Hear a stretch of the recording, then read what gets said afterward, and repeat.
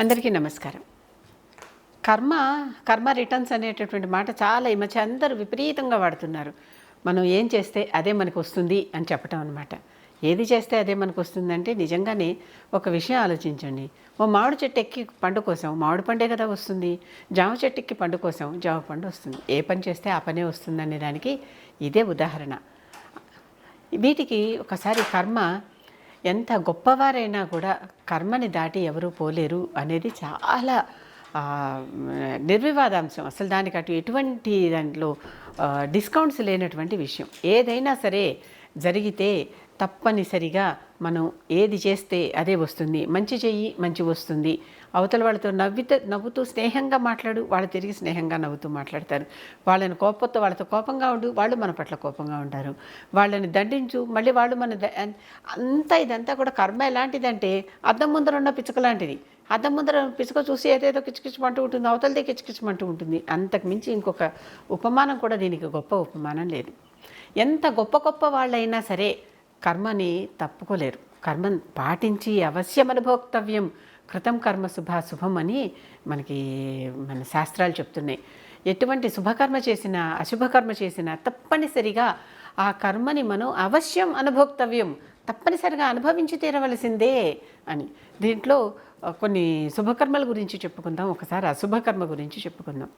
రామాయణంలో జనకుడు గురించి ఒక కథ కనిపిస్తుంది. జనకుడిని మనం రాజర్షి అంటాం.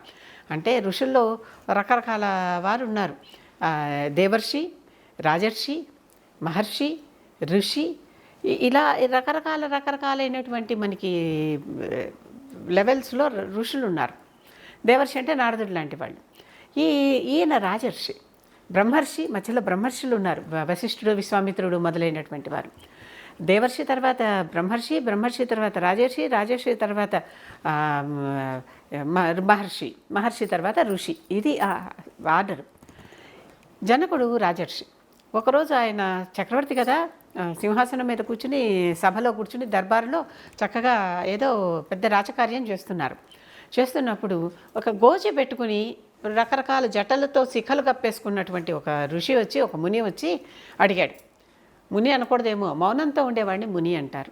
ఆ ఋషి వచ్చి ఏమని అడిగాడు, నువ్వేమో రాజర్షి అంటున్నావు, ఋషి అని ఇన్ని భోగాలు ఇన్ని సుఖాలు అనుభవిస్తున్నావు. నాలాంటి వాడేమో ఏమీ లేకుండా గోచిపాత కట్టుకుని అడవిలో ఎక్కడో చెట్టు కింద కూర్చుని, మట్టి మీద కూర్చుని, చెట్టు మీద కూర్చుని మేమేదో మా తపస్సులు మేము చేసుకుంటున్నాం.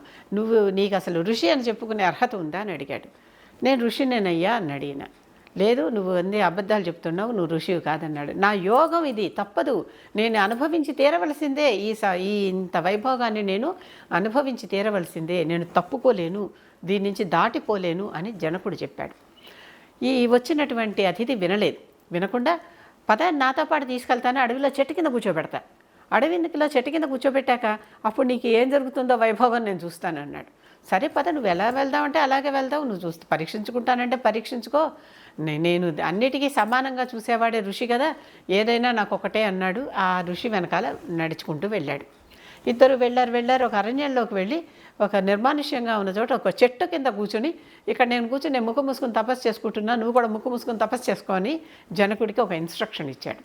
ఆ ఇన్స్ట్రక్షన్ ఇస్తే జనకుడు సరే సిద్ధంగానే ఉండి అలా అక్కడ కూర్చున్నారు. ఉన్నట్లుండి గబగబా భేరీ నినాదాలు అవన్నీ శబ్దాలు రావటం మొదలుపెట్టాయి. పక్క దేశపు రాజు ఈ జనకుడికి ఆయన సామంతుడు వేటకు వచ్చాడు. అక్కడికి ఆ లోపలికి ఆ డీప్ ఫారెస్ట్లోకి వచ్చి ఈయన చూసి చక్రవర్తి గారు ఏమిటి చెట్టు కింద కూర్చోవటం ఏమిటి అని ఒకసారి ఆశ్చర్యపోయి ఈయనకి నమస్కరించి ఈయనకి కావలసినటువంటి సమస్త సౌకర్యాలు అక్కడ కల్పించి, అంతేకాదు ఈ జనకుడితో పాటు ఈ ఋషితో పాటు నేను వచ్చాను అనేసరికి ఆయన్ని కూడా తీసుకుపోయి వాళ్ళకు కూడా చక్కగా అక్కడ రకరకాల కుటీరాలు నిర్మించి వాళ్ళకు కావలసినటువంటి సమస్త సదుపాయాలు చేసి మంచి షడ్రసోపేతమైన విందులు పెట్టి చక్కటి వస్త్రాలు ఇచ్చి ఇన్ని చేశారు. అప్పుడు ఆ ఋషి ఒప్పుకున్నాడు.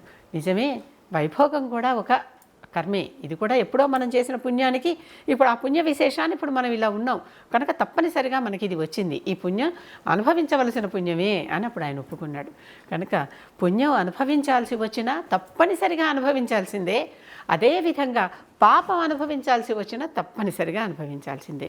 ఒక్కసారి గమనించి చూడండి, రాముడికే కృష్ణుడికే తప్పలేదు కదా, మనలాంటి వాళ్ళకి కర్మలు ఇప్పుడు జనకుడు కూడా తప్పలేదని చెప్పుకున్నాం కదా, మనలాంటి వాళ్ళకి ఈ కర్మలు తప్పిపోతాయా? మామూలు సామాన్య మానవులకి రాముడు ఏం చేశాడు, ఒక చెట్టు చాటు నుంచి వాలిని కొట్టాడు. ఆ వాలి కాస్త ఆ దెబ్బకి మరణించాడు, ఆ బాణం దెబ్బకి కూలిపోయాడు, మరణించాడు. అదేవిధంగా రాముడు ఈ చేసినటువంటి ఈ ఫలితం ఉంది కదా, తర్వాత కృష్ణ జన్మలో ఈ ఫలితాన్ని అనుభవించాడు. ఏ విధంగా, ఒక చెట్టు చాటున కూర్చుని కాలు మీద కాలేసుకుని కాలెత్తి పెట్టుకుని పడుకుని ఉంటే ఎక్కడి నుంచో పోయేవాడు చూసి ఒక బాణం మూలికతో కొడితే ఈయన పాదానికి బొటనవేలికి తగిలి కృష్ణుడు ఒక్కసారిగా ప్రాణాలు వదలాల్సి వచ్చింది. అంటే ఏమవుతుంది, మనం ఒకటి చేస్తాం, అది మనకి రాదనుకుంటాం, అదే రూపంలో ఎలా రిటర్న్ వచ్చిందో చూడండి. మళ్ళీ బాణం మూలికితోనే కృష్ణుడు దేహాన్ని వదిలేయాల్సి వచ్చింది కదా. ఇంకొకటి రాముడికి ఏంటి అంటే, రాముడికి ఏమిటి అంటే జన్మెత్తినా అవతారం దాటినా కూడా కర్మ విశేషం పోలేదు, వచ్చింది. అలాగే ఈ రాముడి దగ్గరకు వచ్చేసరికి రాముడికి ఏమైంది, ఒకసారి విష్ణుమూర్తి రాక్షసుల్ని చంపుతూ వెళితే ఆ రాక్షసులందరూ పోయి భృగు మహర్షి ఆశ్రమంలో తలదాచుకుని, భృగు మహర్షి అప్పుడు భృగు మహర్షి లేడు, ఆయన పత్ని ఉంది, ఆయన పత్నిని శరణు వేడారు, రక్షించు, ఆ విష్ణుమూర్తి వస్తున్నాడు మమ్మల్ని చంపటానికి అని. శరణాగతం చేయటం ఋషి ధర్మం కనుక మా ఆయన లేకపోయినా నేను మీకు శరణిస్తాను, మా పర్ణశాలలో దాక్కోండి, ఏమి కాదు అంది. విష్ణుమూర్తి వచ్చాడు, అమ్మ నువ్వు వడ్డంలే, నేను వాళ్ళని చంపేయాలి, వాళ్ళు రాక్షసులు అన్నాడు. నేను వారికి శరణమిచ్చాను, నన్ను చంపి వాళ్ళ దగ్గరికి నువ్వు వెళ్లాల్సిందే కానీ లేకపోతే వాళ్ళ దగ్గరికి నువ్వు వెళ్ళే అవకాశం లేదని భృగుపత్ని చక్కగా చెప్పింది. చెప్పినాక విష్ణువు అన్నాడు, అయితే మరి నాకు తప్పదు కదా అని భృగుపత్నిని సంహరించి ఆ వెనకాల ఉన్నటువంటి రాక్షసుల్ని సంహారం చేశాడు. అప్పుడు భృగు మహర్షి వచ్చాడు, నా పత్నిని నాకు దూరం చేశావే, విష్ణుమూర్తివి కదా నువ్వు, ఇలా భార్యాభర్తల్ని వేరు చేయొచ్చా, నువ్వు కూడా పత్ని వియోగంతో బాధపడతావు అని చెప్పించాడు. తప్పదు కదా, ఒకరికి పత్నిని దూరం చేస్తే తను కూడా పత్నిని కొన్నాళ్ళు దూరంగా ఉండాల్సి వచ్చింది. లేకపోతే ఎప్పుడు చూసినా విష్ణువు వక్షస్థలం మీద ఉండే లక్ష్మి సీతారూపంలోకి వచ్చేసరికి ఎక్కడికో వెళ్ళిపోవాల్సి వచ్చింది కదా, కొన్నాళ్ళ పాటు దూరంగా. ఆ విధంగా జరుగుతుంది అని చెప్పటం అన్నమాట ఇది. కనుక కర్మని ఎవ్వరూ కూడా ఎప్పుడూ కూడా ఎంత మాత్రమూ కూడా తప్పించుకోలేరు. ధృతరాష్ట్రుడికి 100 పుత్రులు కలగటం ఒక పుణ్యమైతే 100 పుత్రులు పోవటం కూడా ఒక శాపం. అంటే ఒక పుణ్య విశేషాన పాప విశేషాన 100 పుత్రుల్ని ఒక పక్షికి చంపితే ఆ 100 పుత్రులు చంపేసిన దానికి పరిహారంగా ఈయనకు మళ్ళీ 100 పుత్రులు పుట్టేటంత పుణ్యం సంపాదించుకునేదాకా ఆగి, ఆ పుణ్యం సంపాదించాక 100 పుత్రులు కలిగేలాగా చేసి శివుని వరంతో గాంధారికి 100 పుత్రులు పుడతారని తెలుసుకుని ఆ గాంధారినిచ్చి వివాహం చేస్తే ఆ 100 పుత్రులు కరిగాక మళ్ళీ వారందరూ యుద్ధంలో వెంటనే చనిపోయారు. అంటే ఎంత పాపం ఇది అంటే అప్పుడు అడుగుతాడు, ఎందుకు ఇలా చేశావు, నాకు ఇంతమంది పుత్రులను ఇవ్వటం ఎందుకు, తీసేయటం ఎందుకు అంటే కృష్ణుడు చెప్తాడు అప్పుడు అక్కడ, నువ్వు ఒక్కప్పుడు అంత పాపం చేసావు, ఒక పక్షి గుడ్లను చిదిమేశావు, ఆ పక్షి ఏడ్చింది, దాని ఏడుపు నీకు కొట్టింది, ఇప్పుడు నువ్వు విలపిస్తున్నావు నీ పుత్రుడు పోయారని. ఎన్ని తరాలైనా ఎన్ని యుగాలైనా అది అవనుభవించందే ఎటువంటి కర్మ కూడా నువ్వు తప్పుకోలేవు, అది అందరికీ చెప్తుంది. అప్పుడు గాంధారి శపిస్తుంది, నాకు ఇంతమందిని చేసావు కదా, నీ వంశం కూడా ఇట్లాగే యాదవ వంశం నాశనం అయిపోతుంది అని. తప్పదమ్మా, మరి అనుభవించాల్సిందే కదా, అందరికి మీకేం నీతి చెప్తానో నాకు అదే నీతి. ఇప్పుడు నా యాదవ వంశం కూడా మాకు ఇప్పటికే దుర్వాసుని శాపం ఒకటి ఉంది, దాని మీద నీ శాపం ఒకటి, తప్పనిసరిగా ఈ 2 శాపాలు మేము అనుభవిస్తాం, మా యాదవ వంశం నిర్వంశం అయిపోతుంది కానీ అన్నాడు. అటువంటిది కృష్ణుడంతటి వాడు కూడా, కృష్ణుడిని ఎందుకు అంటున్నానంటే కృష్ణం వందే జగద్గురు, కృష్ణుడికి మించిన జగద్గురువు ఇంకొకటి లేరు. అటువంటి కృష్ణుడు కూడా తప్పుకోలేనటువంటిది కర్మ. కృష్ణుడే తప్పుకోలేని కర్మని మనలాంటి అల్పజీవులం కదా, కృష్ణుడి ముందర మనం తప్పుకోగలమా? కనుక జాగ్రత్తగా ఉండండి. ఏ పని చేస్తున్నా సత్కర్మ అని మీరు భావిస్తేనే చెయ్యండి, సత్కర్మ అని భావించి చెయ్యండి. సత్కర్మ అని భావించి చేసినంతసేపు అక్కడ మనకి ఆ దోషం అంటదు. సత్కర్మ కాకుండా మనం దుష్టకర్మే, మన లాభం కోసం మన స్వార్థం కోసం ఇతరులకి కష్టం కలిగినా సరే అని చేస్తున్నామే, అది అక్కడ మీరు మాత్రం దెబ్బతింటారు. ఎప్పుడూ కూడా అవతల వారి పని చేసేటటువంటి వాడు ఉత్తముడు. భర్తృహరి చెప్తాడు ఇది. ఉత్తముడు ఎవరంటే అవతల వాళ్ళకి మేలు చేసేటటువంటి వాడు.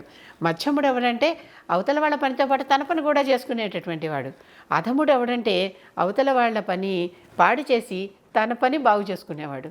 అధమాధముడు ఎవరంటే నా పని పాడైపోయినా సరే అవతల వాళ్ళ పని పాడైపోవాలని, అంటే నాకు కాలు పోయినా సరే వాడికి 2 కాళ్ళు పోవాలని కోరుకునేటటువంటి వాడు అనమాట. కనుక ఉత్తముడుగా బతకటానికి వీలైనంత వరకు నలుగురికి మేలు చేయటానికి, వాళ్ళతో మన పని కూడా జరుగుతూ ఉంటే మన మధ్యములం ఓకే, మన పని కూడా జరుపుకుంటూ వెళ్ళటం, ఈ విధంగా ప్రవర్తించండి. కానీ అంతకంటే పరువులకు నష్టం చేయటానికి, ఎక్కడెక్కడైతే కష్టం కలిగించడానికి, నష్టం చేయటానికి, వారికి దుఃఖం కలగటానికి, వారి దుఃఖానికి కారణం అవటానికి ప్రయత్నించకండి. అవి తప్పనిసరిగా మనం తిరిగి అదే పరిస్థితిలో మనం అనుభవించవలసి వస్తుంది. ఇది ఎటువంటి విధంగా ఎటువంటి డిస్కౌంట్లు లేనటువంటి కర్మ సిద్ధాంతం. అందరూ కొంచెం తస్మాత్ జాగ్రత్త.